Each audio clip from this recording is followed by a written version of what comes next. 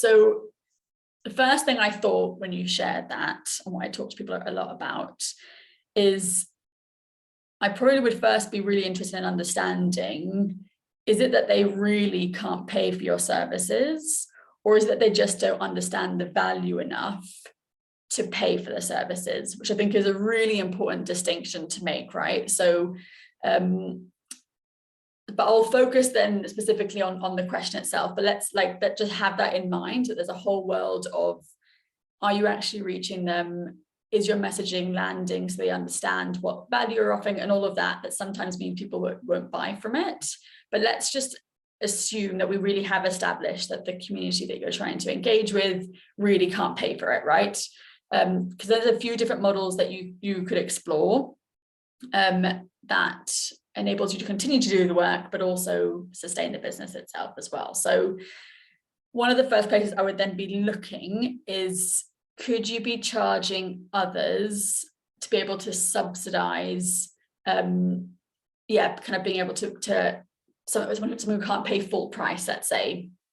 So there are some models like Pay It Forward, which is quite, then you can kind of talk to either your customers or the businesses you're working with and say, look, we want to support you, and we also want to support these people who can't normally access this. So actually, by engaging with this package or this support, you'll then be paying something forward, and it means that this other community can also access it. So it could be like for like, so you could be like, for every package that you buy here, we give one for free or for 50% off for someone here as well.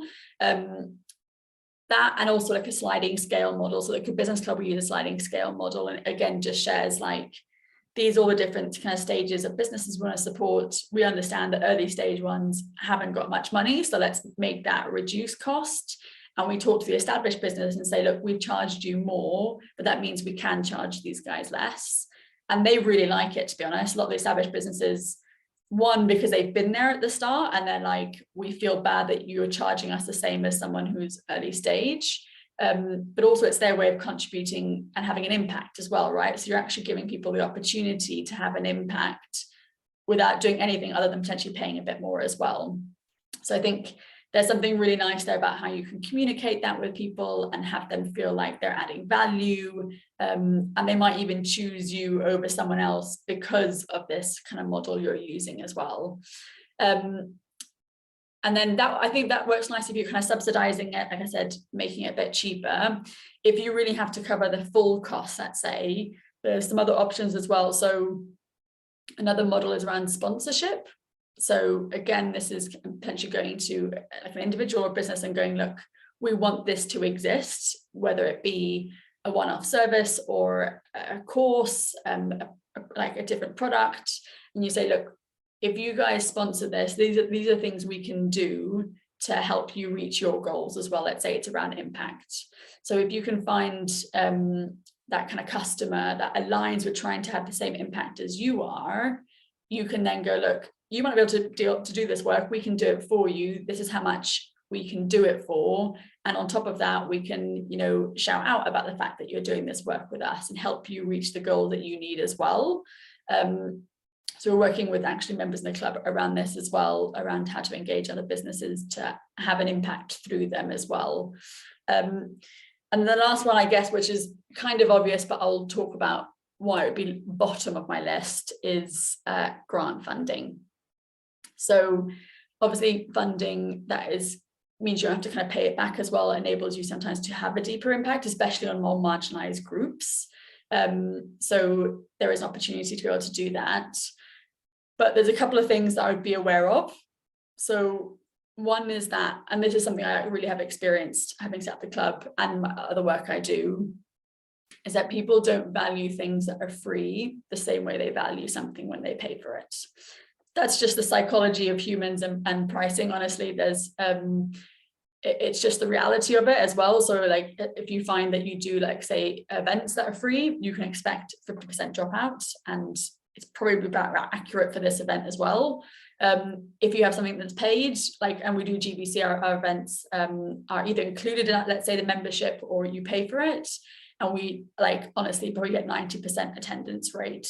It's just very different how people commit to things.